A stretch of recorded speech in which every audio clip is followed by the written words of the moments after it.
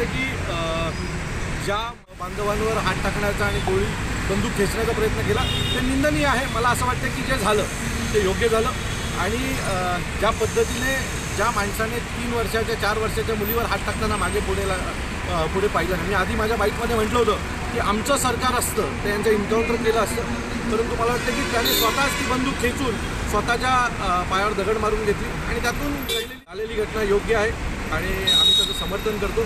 सन्माननीय शर्मिला वहिनी यांनी दोन्ही पोलीसवाल्यांना 51 हजार रुपयाचं पारितोषिक जाहीर केलेलं आहे आणि हे मला वाटतं की 51,000 रुपये महत्त्वाचे नाही आहेत आणि ज्या पद्धतीने त्यांच्या जीवावर बेतलं गेलं असतं तो त्याचा हा एक उत्तर होतं आणि आम्ही पोलीस खात्याचं मनपूर्वक अभिनंदन करतो। अशाचं उत्तर की ही हत्या आहे एक प्रकारे केलेली एन्काउंटर। असं वाटतं की त्या बाळाचं झालं, बाळावर ज्यावेळेला घटना घडली होती ना त्यावेळेला विरोधक कुठे होते?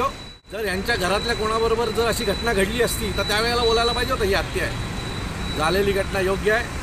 आम्ही नव्हे तर संपूर्ण महाराष्ट्रातली जनता ज्यांच्या घरात 3-4 वर्षाची लहान मुलगी आहे ना ते सगळेच जण मला वाटतं आज आनंदित असतील। त्यावेळेला जे सगळे म्हणत होते की याला फाशी दिली गेली पाहिजे अशा सगळ्यांचाच आज मला वाटतं जीव शांत झाला असेल आणि त्याच्यासोबत ज्यांनी गुन्हे घेतले, पोलिसांचा मार खाल्ला त्या आंदोलनामध्ये, त्या सगळ्यांनाच आज आनंद। लोकांकडे लक्ष नाही द्यायचं, हे विरोधात बोलणाऱ्या फालतू लोकांचं लक्ष नाही द्यायचं। पोलीस खात्यासोबत आम्ही आहोत। पोलीस खाता ज्या वेळेला यात जर आमच्या एखाद्या पोलीसवाल्याचा जीव गेला असता तर काय केलं असतं या लोकांनी? मला वाटतं आमचं पोलीसवाल्या जाण्यापेक्षा हा गेला ते उत्तम। पण आत्ता साहेबांचं असं मत होतं की जर उपचार चालू असेल तर त्यांना त्रास देऊ नका असं सन्माननीय राजसाहेबांचं मत होतं। उद्या परवा जेव्हा त्यांना बरं वाटेल त्यावेळेला सन्माननीय राजसाहेब ठाकरे हे त्यांची विचारपूस नक्की करतील।